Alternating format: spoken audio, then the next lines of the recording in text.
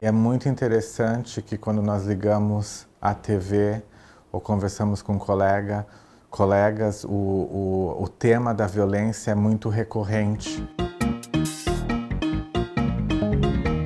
A maioria das notícias que aparece na televisão, nos noticiários, são sempre muito conectadas à violência.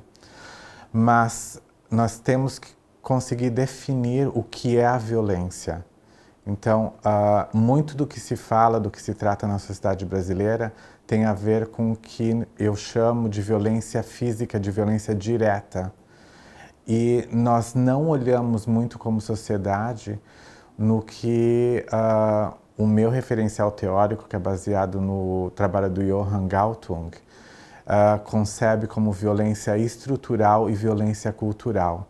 Então, grande parte da população brasileira vive em uma situação extrema de violência estrutural e nós também experienciamos muita violência cultural no Brasil, principalmente contra a mulher, contra a população LGBT, contra a população negra.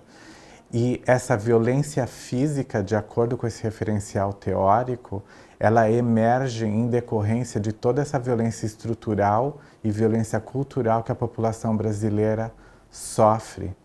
Então, só quando nós começarmos como sociedade a lidarmos com as violências estruturais, com a situação de extrema pobreza, que grandes partes da população brasileira sofrem, e a violência cultural, que grande parte também da nossa população experiencia ou vivencia, só quando conseguimos lidar com esse tipo de violência é que essa violência física vai começar a diminuir ou atingir uma forma mais aceitável.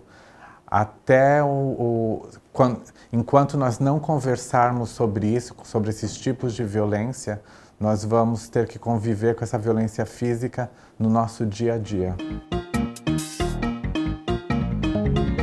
Isso é um mau entendimento que as pessoas têm de achar que o diálogo, na verdade, é algo muito fácil. E, na verdade, o diálogo é a coisa mais difícil que a gente tem. É muito mais fácil você agredir ou cortar relações com a outra pessoa ou com aquele que você não concorda, do que você estabelecer o diálogo. O diálogo é algo muito difícil, que leva tempo e que leva que as pessoas precisam se empenhar, os dois lados ou vários lados da relação. Eu trabalhei muito com o referencial teórico do Martin Buber, que é considerado o filósofo do diálogo. Ele trabalha com dois tipos de relações humanas, que é a relação eu-tu e a relação eu-isso. A relação eu-isso é quando você objetifica ou você torna o outro um objeto na tua relação. Você não considera o outro como um sujeito, como um ser humano, como uma pessoa como você. A relação eu-tu seria a relação onde você realmente estabelece o diálogo com o outro, quando você considera o outro como um igual, um ser igual, uma pessoa como você. Infelizmente, nos dias atuais, ou nessa era moderna que nós vivemos, é muito fácil utilizar o outro como um objeto. Então, nós precisamos nos relembrar nas nossas relações com o outro, com nossos colegas, com nossos amigos e com as pessoas que convivem ao nosso redor, que elas são pessoas como nós e que nós precisamos tentar estabelecer essa relação de diálogo tão argumentada pelo Martin Buber. O Levinas já concebe o diálogo como uma relação assimétrica. É uma relação assimétrica quando você tem um dever ético para com o outro. A Hannah Arendt já concebe o diálogo como um espaço físico, como a necessidade de um espaço público. Pensar em educação é pensar que tipo de educação que nós queremos. Geralmente se pensa em educação como educação instrumental, educação para a sociedade, ou educação para a formação crítica do indivíduo.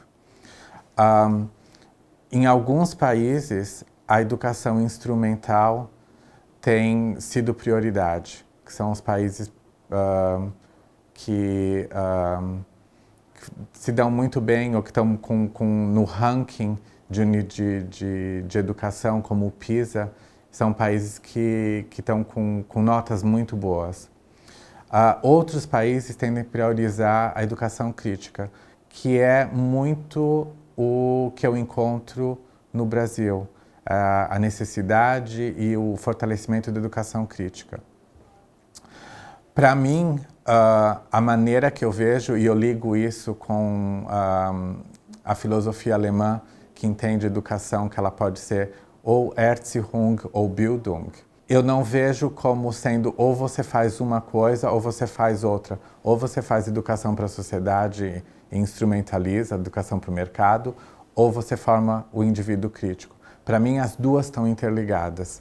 Então, nós, como educadores, precisamos fazer as duas coisas, como se elas fossem lados diferentes da mesma moeda.